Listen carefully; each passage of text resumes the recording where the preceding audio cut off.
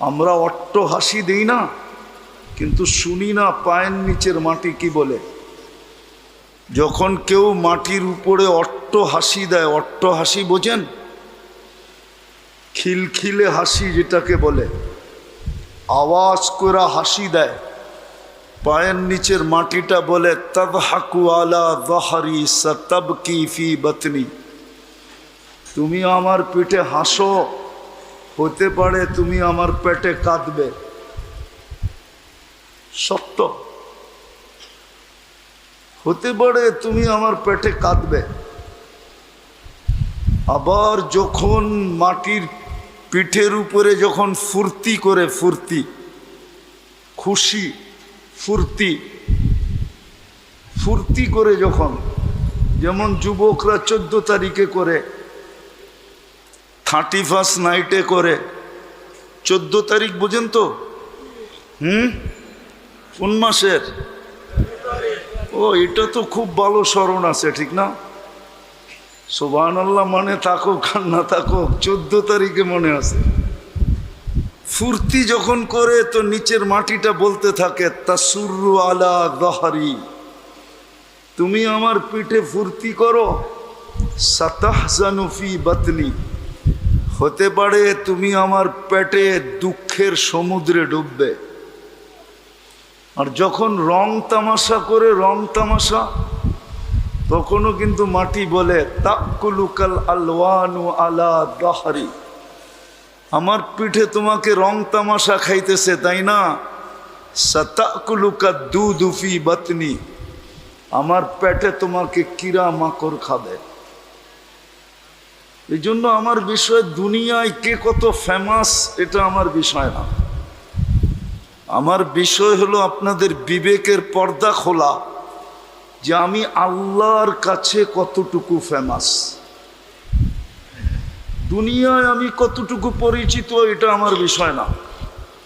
আমি আল্লাহর কাছে পরিচিত কিনা, আল্লাহর রসুলের কাছে আমি পরিচিত কিনা। রাগ হয়ে যাবেন? এইখানে কয়জন আছে যে এই পর্যন্ত আল্লাহর রসুলকে একবার স্বপ্নে দেখছে? মন তো চায়, ঠিক না? না চায় না? চায় না মনে হয়, ঠিক না? না, ভালো মতে মন চায় না। কেন? যে একবার দেখলো ওর ভাগ্য খুলে গেল, কিন্তু দেখলাম না কেন? আবু তালেব, আবু জাহেল তো সচক্ষে দেখলো, আমি তো স্বপ্নও দেখলাম না। তো আমার বিষয় হলো আমি আল্লাহর রসুলের কাছে পরিচিত কিনা। কেননা বেশি দিন এখানে থাকবো না। আপনি যত উন্নত সোসাইটিতেই থাকেন বেশি দিন থাকবেন না, আর যত নিম্ন সোসাইটিতেই থাকেন বেশি দিন থাকবো না। সীমানার থেকে এক সুতা যাওয়ার সুযোগ নাই, 1 সেকেন্ড আগে যাওয়ার সুযোগ নেই। বেশি দিন তো থাকবো না। একদিন গুলশানও খালি হবে, একদিন বনানীও খালি হবে, একদিন আপনার উত্তরও খালি হবে। হ্যাঁ, হাদিসে এটাই পাওয়া যায়। ডেলি কিন্তু প্রমাণ এটাই দিতেছে, 5 থেকে 6 লক্ষ লোক ডেলি দুনিয়ার থেকে উঠা যেতেছে। একদিন উঠাইতে উঠাইতে শূন্য করে দিবে। আল্লাহ জানা সত্য মালাকুল মউতকে জিজ্ঞাসা করবে, মান বাকিয়া আলা যাহরিল আরদ, জমিনে কে বাকি? তো মালাকুল মউত বলবে লা আলাল আরদি আহাদুন ইয়াদুব্বু, জমিনে বিচরণকারী কেউ নাই, খালি। আল্লাহ জানা সত্য জিজ্ঞাসা করবে, উন্নত উন্নত সোসাইটির লোকগুলা কোথায়? তাদের সোসাইটিটাই একটা বুরুজ মুশাইয়্যিদা।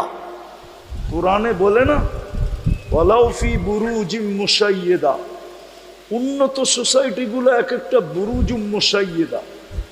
যান উত্তরা এরকম ফ্ল্যাট আছে, গেট ওই পর্যন্ত খুলবে না যতক্ষণ পর্যন্ত আপনি পরিপূর্ণ পরিচয় না দিতে পারবেন। আর যার কাছে আসলেন সে আপনাকে পরিপূর্ণ না চিনতে পারলো, গেটই খুলবে না। নাই উত্তরে এরকম ফ্ল্যাট? এটার নামই তো বুরুজ মুশাইয়্যিদা। বনানী আছে, ধানমন্ডি আছে। আল্লাহ জিজ্ঞেস করবে ওরা কোথায়? মালাকুল মউত বলবে আমার জন্য কোনো প্রতিবন্ধকতা নাই, ইল্লা আহলুস সামাওয়াত, আকাশওয়ালারা বাকি। আপনি চিরঞ্জীব, আল্লাহ চালালে আসবে আর বলবে লাগাও ঝাড়ু আকাশে। আপনি পাইবেন না আকাশ খালি আছে, ওলামাদেরকে জিজ্ঞাসা করেন আকাশ খালি না ভরা। 4 আঙ্গুল জায়গা খালি নাই, 1 বিঘা জায়গা খালি নাই। ইল্লা মালাইকাতুন কাইমুন আও রাকিউন আও সাজিদুন মিন আউয়ালি খালকি ইলা ইয়াউমিল কিয়ামা। 3 অবস্থার ভিতরে, 4 অবস্থার ভিতরে, কেউ দাঁড়ানো, কেউ রুকু, কেউ সেজদায়, কেউ বসা। লা ইয়াগফাল ওয়ালা ইয়ালতাফিত তারফাতা আইন। চোখের পলক ঝপতে যতক্ষণ সময় লাগে এতক্ষণ সময়ের জন্য বিমুখ হয় না। কিয়ামতের দিন সকালে একটা চিৎকার দিবে আর বলবে মা আবাদনাকা হাক্কা ইবাদাতিক ওয়ালাকিন নাশহাদু লা নুশরিকু বিরাব্বিনা আহাদা। কিয়ামতের দিন সকালে একটা চিৎকার দিবে, বলবে আপনার শান অনুযায়ী ইবাদত হয় নাই। 7 আকাশ খালি করবে, তারপর আল্লাহ জিজ্ঞেস করবে এইবার, তো বলবে লা আলাল আরদি ওয়া লা আলাস সামাওয়াতি ইল্লাল্লাযীনা ইয়াঈশুনা তাহতা আরশিক। আপনার আরশের নিচে যারা আছে ওরা বাকি। আল্লাহ বলবে লাগা ঝাড়ু আরশের নিচে, দিয়া দিবে ঝাড়ু। তারপরে জিজ্ঞেস করবে এইবার, বলবে লা আলাল আরদি ওয়া লা আলাস সামাওয়াতি ওয়া লা তাহতা আরশিক ইল্লা ইসনা আশার ওয়া আনতাল হাইয়ুল্লাযী লা তামুত। সৃষ্টির শুধু 12 জন বাকি। আল্লাহ বলবে নাম বলো, বলবে নাহনু আরবা, আমরা 4 জন, জিবরিল, মিকাইল, ইসরাফিল, মালাকুল মউত, সামানিয়াতু মিন হামিলাতি আরশিক। আপনার আরশ বহনকারী 8 জন। আল্লাহ চালালে আসবে আর বলবে ফালিয়ামুত জিবরিল, মিকাইল ওয়া ইসরাফিল। 3 জনের মৃত্যু হবে। তারপরে জিজ্ঞেস করবে এইবার, বলবে 9 জন। আমি আর 8 জন হলো আপনার আরশ বহনকারী, এই 9 জন বাকি। আল্লাহ হুকুম দিবে ফালিয়ামুত হামিলাতা আরশি, আমার আরশ বহনকারীদের মৃত্যু হোক। 8 জনের মৃত্যু হবে। আল্লাহ জিজ্ঞেস করবে, আমি শর্ট করতেছি, এইবার কে বাকি? আওয়াজ না, মনোযোগ। এইবার কে বাকি? তো বলবে আনা ওয়া আনতাল হাইয়ুল্লাযী লা তামুত, আমি আপনি চিরঞ্জীব। আল্লাহ বলবে ফাতামুত আনতা, এবার তোমার পালা। লিআন্নী কাতাবতুল মাউতা আলা মান তাহতা আরশি আল্লাযী হাই লা ইয়ামুত ফাহুয়া ফাওকা আরশি। আমার আরশের নিচে যে আছে তাকে মরতে হবে। সায়ুলকি আলাইহি সাকারাতাল মাউত, আল্লাহ ওনার উপরে মৃত্যুর যাতনা টালবেন। উনি একটা চিৎকার দিবে আর বলবে লাউ আলিমতু সাকরাতাল মাউত, মৃত্যুর যাতনা যদি আমার কিঞ্চিত জানা থাকতো, মা কাবাস্তু আরওয়াহাল মুমিনিন, মুসলমানের রূহ আনার ব্যাপারে আমি কোনোদিন দায়িত্ব নিতাম না। চলে যেতে হবে। দুনিয়ায় কতটুকু দামি এটা আমার বিষয় না, কতটুকু পরিচিত এটা আমার বিষয় না, কতটুকু ফেমাস এটা আমার বিষয় না। আমার বিষয় প্রত্যেকের কাছে যে আল্লাহর কাছে আমি কতটুকু পরিচিত, রসুলের কাছে আমি কতটুকু পরিচিত। যেই প্রশ্ন উত্তর আমাকে সর্বপ্রথম কবরে দিতে হবে, আমি লিখি না, ইমাম বুখারী রহমতুল্লাহ আলাইহি লেখছেন, কবরের প্রথম উত্তর দিতে হবে আমাকে, মা কুনতা তাকুলু ফি হাদার রাজুলি মুহাম্মাদিন। কিতাবুল জানায়েজে লেখা আছে, ইমাম বুখারী রহমতুল্লাহ আলাইহি লেখছেন। উনি 3 প্রশ্নের বিরুদ্ধে না, কিন্তু প্রথম প্রশ্ন হবে তুমি মুহাম্মদুর রাসূলুল্লাহর রঙে কতটুকু রঙিন ছিলা বলো। যার উম্মত বানায়া তোমার মাথায় শ্রেষ্ঠত্বের মুকুট দেওয়া হয়েছিল, কুনতুম খায়রা উম্মাহ, যার উম্মত হওয়ার কারণে তোমাকে আমি কুদরতি হাতে বাছাই করছিলাম, হুয়াজতাবাকুম, কুদরতি হাতে তুমি বাছাইকৃত। যার উম্মত হওয়ার কারণে হায় হায় তোমাকে আমি এত বেনিফিট দিছিলাম যে ইচ্ছা করলে 80 বৎসরের জীবনের সমস্ত রিকভারি তুমি এক রাত্রে করতে পারতে। তারপরও তুমি আল্লাহর কাছে পাওনা হইতো, আল্লাহ তোমার কাছে পাওনা হইতো না। এক রাত্র 83 বৎসর, 80 বৎসর বাঁচার পরেও যদি মরে যেত, আল্লাহ যদি জিজ্ঞেস করতো কি নিয়ে আসছো, তো বলতে পারতো এক রাত্র নিয়ে আসছি। আল্লাহ যদি বলতো এক রাত্র, কেন এক রাত্রই তো 83 বৎসর, আমি 80 বৎসর ছিলাম, 80-তে 80 বাদ দিয়া দেন, তারপরও তো 3 বৎসরের পাওনা আমি।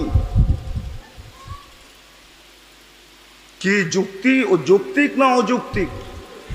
হ্যাঁ, কার কারণে পাইলেন আপনি এত বড় শ্রেষ্ঠত্ব?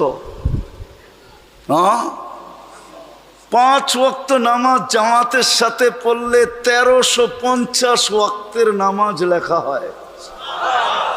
কার কারণে? হুজুররা মনে হয় মানে না, হুজুররা মানতেছে না। কি মানেন? কেমনে? একা পড়লেই তো 10 ওয়াক্ত, জামাতে পড়লে 27 গুণ বেশি। 10কে 27 দিয়ে পূরণ দেন, 270 ওয়াক্ত পার ওয়াক্তে। 5 দিয়ে আবার 270কে পূরণ দেন, 1350 ওয়াক্ত। কার কারণে পাইলেন? মুহাম্মদুর রাসূলুল্লাহর কারণে পাইলেন। আজকে যে আপনি বাইচা আছেন, এইটাও মুহাম্মদুর রাসূলুল্লাহর কারণে, নাইলে এই উম্মত বাঁচার কথা না। সমস্ত উম্মতই তো দেখি সমূলে ধ্বংস করে দিছেন, এক পর্বে আইসা সমূলে ধ্বংস। ঠিক না? কি অস্বীকার করা যাবে? কিন্তু এই উম্মতকে সমূলে ধ্বংস করেন নাই। বন্ধুর সাথে আগেই চুক্তি হয়েছে, আপনার উম্মতকে সমূলে ধ্বংস করব না। বন্ধুই জিজ্ঞেস করছে, সব সমূলে ধ্বংস দেখতেছি, আমারটাকেও সমূলে ধ্বংস করবেন? বলছে না বন্ধু, সমূলে ধ্বংস করব না। আর করব তো করব কি কইরা? আপনি ওদের মাঝে থাকবেন, কি কইরা করব? মুহাম্মদুর রাসূলুল্লাহ মদিনা মুনাব্বারায় আছেন, বা হায়াত আছেন কবরে, হায়াতুন নবী। এই জন্য বেঁচে গেছি, নাইলে এই উম্মত বেঁচে যাবে। যাদেরকে আল্লাহ বলছেন ওয়ালান তারদা আনকাল ইহুদ ওয়ালান নাসারা হাত্তা তাত্তাবিআ মিল্লাতাহুম, নিষেধ করছিলেন আল্লাহ, অনুরোধ করছিলেন, 2 জাতির রঙে কোনোদিন রঙিন হয়েও না।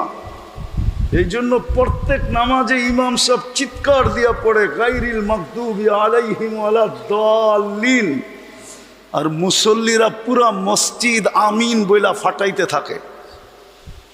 পরিপূর্ণ নিষেধ করছিলেন। যুবকদের চুল দেখলে তো মনে হয় না, ওদের চুলের স্টাইল তো বলে ওরা অন্যের রঙে রঙিন। ওদের টি শার্ট দেখলে মনে হয় অন্যের রঙে রঙিন। মা বোনদের পোশাক আশাক দেখলে মনে হয় অন্যের রঙে রঙিন। 99.99 উম্মত আজকে অন্যের রঙে রঙিন। মুহাম্মদুর রাসূলুল্লাহর রঙে কেউ রঙিন না, বরং এটাকে ভালোই বাসে না। আল্লাহর রসুলের আদর্শকে ভালোবাসে না, সুন্নতকে ভালোবাসে না, রংকে ভালোবাসে না। নাইলে 50 টাকার চুল 500 টাকা দিয়ে কেন কাটা দেয়? জিজ্ঞাস করেন। সমস্ত ডিজাইন মাথার নেটের থেকে নেওয়া। 500 টাকা দিয়ে চুল কাটে যুবকরা, 1000 টাকা দিয়ে কাটে চাঁদ রাত্রে, 2,000 টাকা দিয়ে কাটে, 4-5 ঘন্টা সিরিয়ালে বসে থাকে। ঠিক না? 14 তারিখে ফুলও দেয়, হোটেলে খাওয়ায়, পার্সেল দেয়। যদি WHO বলতে পারতো যে কলিজা বুনা করে দিলে মরবে না, তাইলে তো ওরা কলিজাও বুনা করে দিত। ঠিক না? তারপরও তো শেখ খায়। সবগুলার চেহারা বলে শেখ খাওয়া। আমি অলিও না, আবার একবারে খালিও না। কিন্তু বাংলাদেশে এরকম, 31st নাইট বাংলাদেশে এরকম। অথচ আল্লাহ কোরআনে সুস্পষ্ট বলল, লান তারদা আনকাল ইহুদ ওয়ালান নাসারা হাত্তা তাত্তাবিআ মিল্লাতাহুম। বলে তো দিল, যার কারণে আল্লাহ আমাদেরকে এত ফ্যাসিলিটি দিলেন। কবর ভালো মতে শুনি, কবরের প্রথম প্রশ্ন, মা কুনতা তাকুলু ফি হাদার রাজুলি মুহাম্মাদিন। আগে প্রমাণ করো বন্ধুর রঙে কতটুকু রঙিন ছিলা, আদর্শে কতটুকু আদর্শবান ছিলা।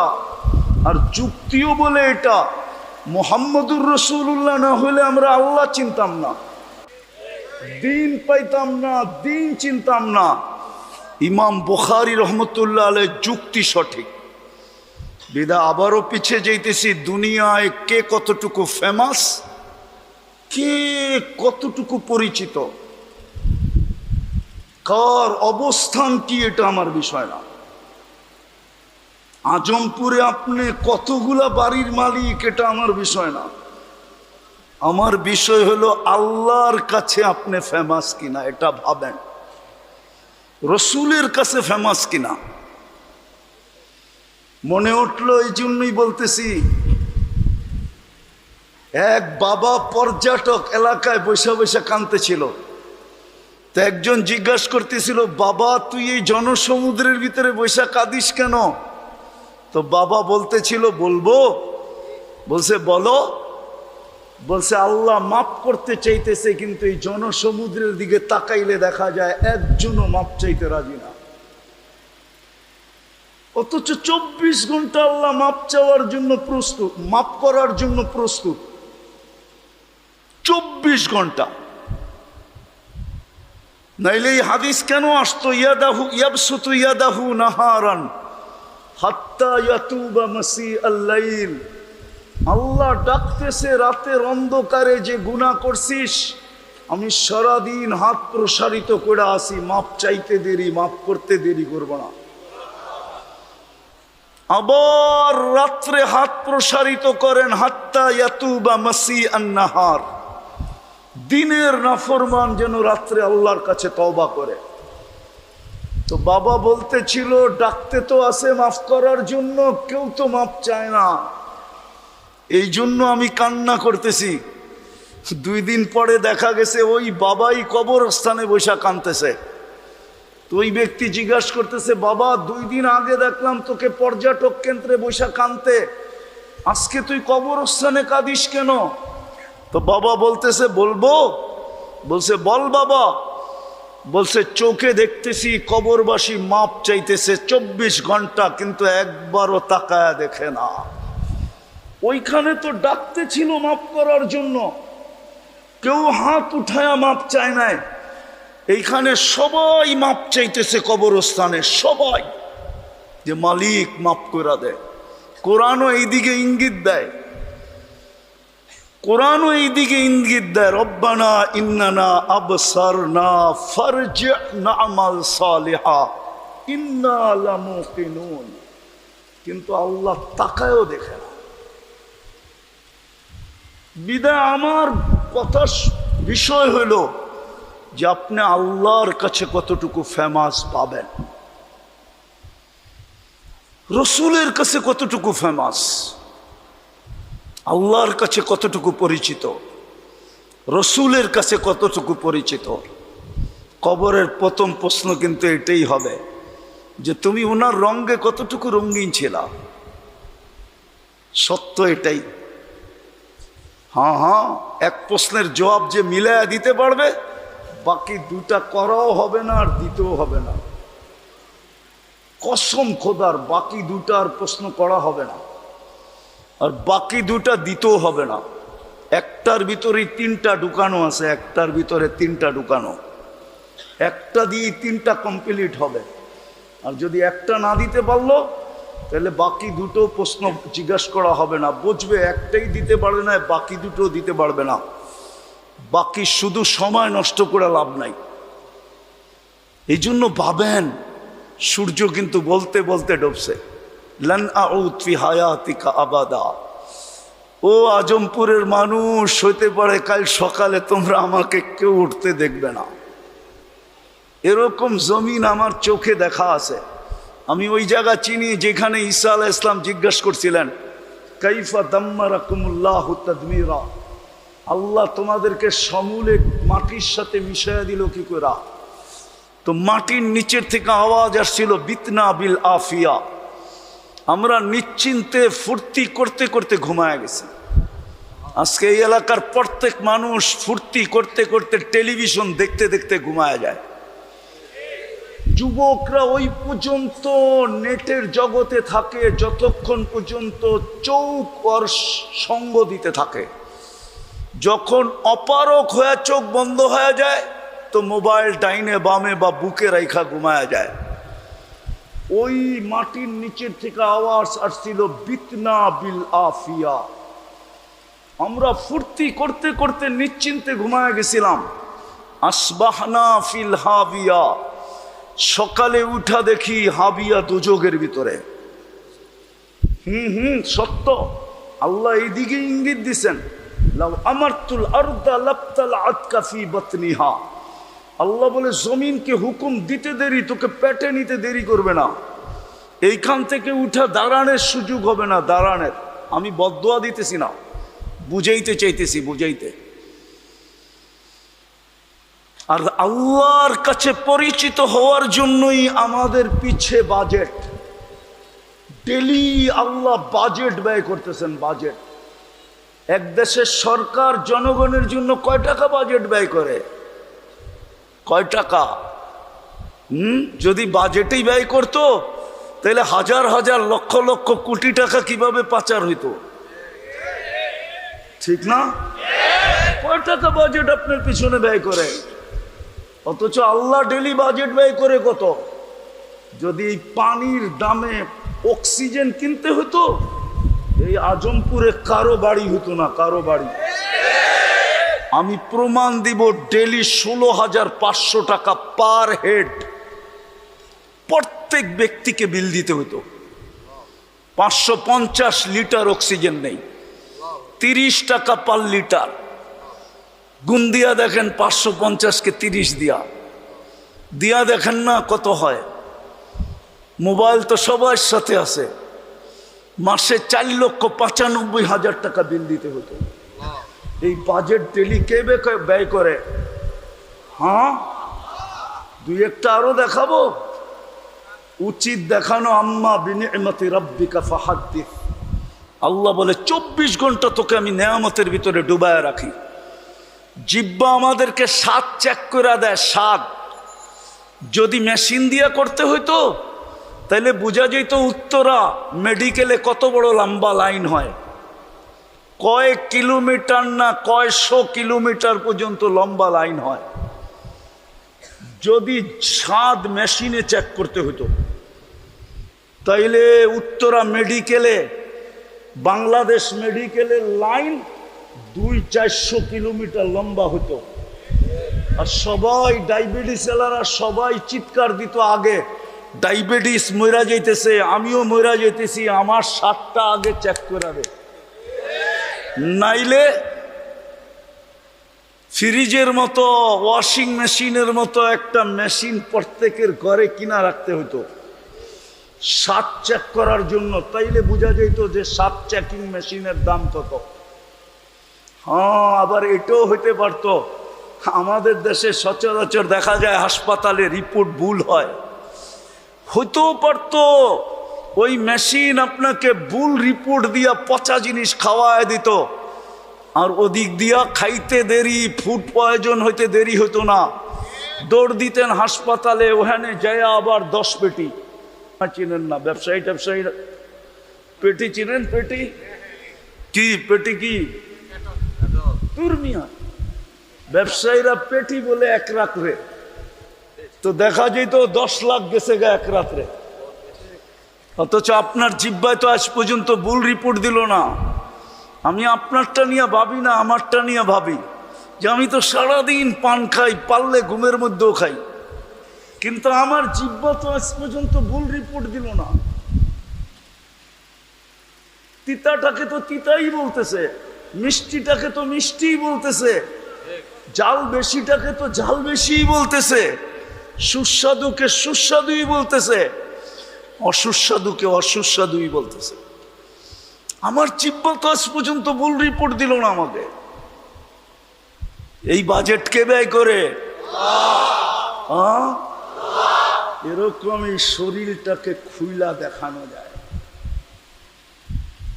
বাজেট এই জন্য ব্যয় করতেছিলেন আমরা যেন আল্লাহর কাছে ফেমাস হই, দুনিয়ায় না। দুনিয়ার ফেমাস আপনি কতক্ষণ?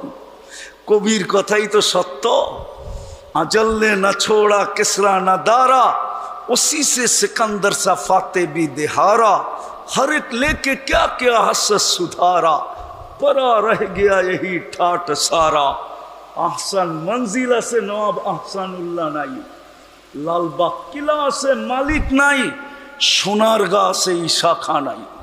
ঐতিহ্য আছে, মালিক নাই। হাজারো ঐতিহ্য আছে। কোডে কেস চলতেছে ভাওয়ালের, ভাওয়াল রাজার জমিন নিয়ে কেস চলতেছে বাংলাদেশ কোর্টে, কিন্তু কেস চললে কি হবে? ভাওয়াল রাজা নাই। আমরাও একদিন থাকবো না। তারপরে কবি আরো সুন্দর বলছেন, बचपन ने बरसों खिलाया, जवानी ने मजनू बनाया। এক সময় ছিল লুঙ্গি মাথায় বাঁধলেও কেউ কিছু বলতো না, না পড়লেও কেউ কিছু বলতো না, বলতো বাচ্চা। মাও সকালে উঠে হাসতো, তুই কই, তোর লুঙ্গি কই। মানে হুজুররা বোঝে টোঝে না, বাচ্চা ছিল না তো কোত্থেকে বুঝবে। সকালে মাও বলতো তুই কই, লুঙ্গি কই, কেউ কিছু বলতো না। কিন্তু জওয়ানি যৌবন আসতে দেরি, মাতাল হইতে দেরি হয় না। রাগ হয় না যুবক, অথচ তোমাকে আল্লাহ দাম দিতে চেয়েছিলেন। আমি একটা হাদিসের অংশ শুনায়া দিই। হাদিসে কুদসিতে আল্লাহ বলতেছেন, লাউলা শাবাবা খুশা, ওই যুবক যদি জমিনে না থাকতো যে আল্লাহর ভয়ে নিজেকে লজ্জাপতির মতো কুটায় নিছে, আল্লাহ বলে লাজালতু সামা হাদিদা, আমি আকাশকে লোহার বানায়া দিতাম, অল আরদা সফসফা, জমিনকে তামার, অল আরদা রামাদা, মাটিগুলাকে বালুতে রূপান্তরিত করে দিতাম। ওমা আনজালতু মিনাস সামাই কাতরা, কেউ কোনোদিন আকাশ থেকে একটা বৃষ্টির ফোঁটা দেখতো না। ওমা আম্বাত্তু মিনাল আরদি হাব্বা, জমিন থেকে একটা শস্যের দানা কখনো উৎপন্ন হতো না। বাল আনজালতু আলাইহিমুল আযাবা সাব্বা, একের পর এক আযাব দিয়ে আমি ধ্বংস করে দিতাম।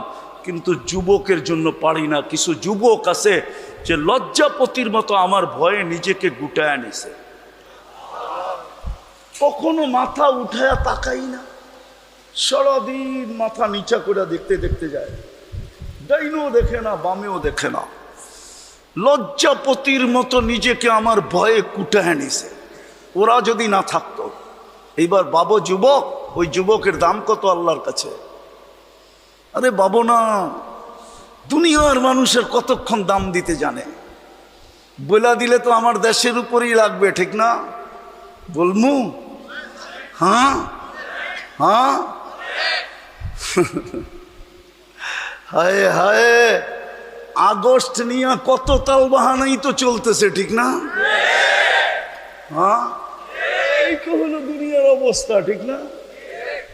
হ্যাঁ, সনদ নিয়ে তো কত কিছুই চলতেছে, ঠিক না? হ্যাঁ, অথচ কেউ স্বপ্নে ভাবলেও উঠা দেখতো হ্যান্ডকাপ নিয়ে দাঁড়ায় আছে। যদি বলতো হ্যান্ডকাপ, তুমি না স্বপ্নের ভিতরে দেখতেছিলা উল্টা পাল্টা, আমরা কিন্তু এটা টেকনোলজি দ্বারা জেনে ফেলছি, তুমি স্বপ্নের ভিতরে উল্টা পাল্টা দেখতেছিলা, চিতার কাজ দেখতেছিলা, এই জন্য তোমাকে হ্যান্ডকাপ পড়াইতে চলে আসছি। আর যেই যুবকরা তাজা রক্ত দিয়া স্বাধীনতা আইনা দিল, ওদের সনদ নিয়ে তাল বাহানো, এটা হলো দুনিয়ার চিত্র। এটা আমার আলোচ্য বিষয় না, আমি বিষয়ে আলোচনাই করি না, কিন্তু বুঝানোর জন্য বলতেছি, যুবক তোকে দুনিয়ার মানুষ সম্মান দিলে আর কতটুক দিবে, কতক্ষণ দিবে? বিশ্ব সুন্দরী তো একবারের বেশি দুইবার হওয়া যায় না। হ্যাঁ, তুমিও তো আকর্ষণের পাত্র কতক্ষণ? যৌবন আছে যতক্ষণ। বা তোমার কাছে নাইলে একটা বাংলা প্রবাদ বাক্য শোনা দেব। দারিদ্রতা যখন দরজা দিয়ে ঢোকে, ভালোবাসা জানলা দিয়ে পালিয়ে যায়। কতক্ষণ তুমি আকর্ষণের পাত্র? যতক্ষণ ফুল দিতে পারবা, হোটেলে বসে খাওয়াইতে পারবা, পার্সেল দিতে পারবা, আর পায়ে তেল মালিশ করতে পারবা যে আমার একটু লেখা দে না, I.ইউ, এতক্ষণই তুমি আকর্ষণের পাত্র। বোঝো তো না, তোমরা শেখ খাওয়ার পরেও বোঝো না। 14 তারিখ আইলে আবার যেমনটা সেমন হয়ে যাবে, ঠিক না? তওবা করো, তওবা তওবা, যে না আর কোনোদিন করবো না। করবা? হ্যাঁ?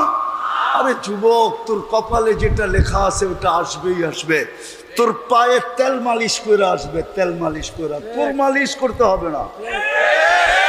হ্যাঁ হ্যাঁ, হুজুরদের জিজ্ঞেস করো, কোরআনে লেখা আছে। না আসবে না তেল মালিশ করে? আসবে না? না হুজুরে না করে আসবে? তাইলে এত তেল মালিশ কি আর বারবার শেখ খাওয়া কি? আমি বুঝাইতেছিলাম যেটা, এই জন্যই আমাদের পিছনে ব্যয় যে আল্লাহর কাছে ফেমাস হও। আর আল্লাহর কাছে ফেমাস বানানোর জন্যই মুহাম্মদুর রাসূলুল্লাহ, এই উম্মতকে আল্লাহ বেশি পরিশ্রম করাইতে চান না। যদি বেশি পরিশ্রমের দরকার হইতো তাহলে দুইবার এই উম্মতের সাথে আল্লাহ এই উম্মতের কনসিডার করতেন না। কনসিডার 15 বৎসর পর্যন্ত, প্রাপ্ত বয়স্ক হওয়া পর্যন্ত নিষ্পাপের খাতায় লেখা থাকে, কলম বিরুদ্ধে যায় না। যায় না কি? নিষ্পাপ। 60-এর থেকে তো 15 প্রথমই মাইনাস রইল কত? 45। এই উম্মত যতক্ষণ ঘুমায় থাকে কলম বিরুদ্ধে যায় না। রুফিয়াল কলম নাইম হাত্তা ইয়াস্তাইকির, ঘুমন্ত ব্যক্তি যতক্ষণ ঘুমায় থাকে, চাই 309 বৎসর ঘুমাক, কলম বিরুদ্ধে যাবে না। সৌদি আরবের যুবরা 27 বৎসর ঘুমে থেকে মরে গেছে। কোনো আলেম ফতোয়া দিতে পারবে না, কলম বিরুদ্ধে গেছে। পারবে? সুস্পষ্ট হাদিস, যতক্ষণ ঘুমায় থাকি মাপ, কলম বিরুদ্ধে যায় না। পরিশ্রম অল্প, সময় অল্প, দামি বানানোর জন্য। আফসোস উম্মত বুঝলো না, যার কারণে আজকে এই দুরবস্থা।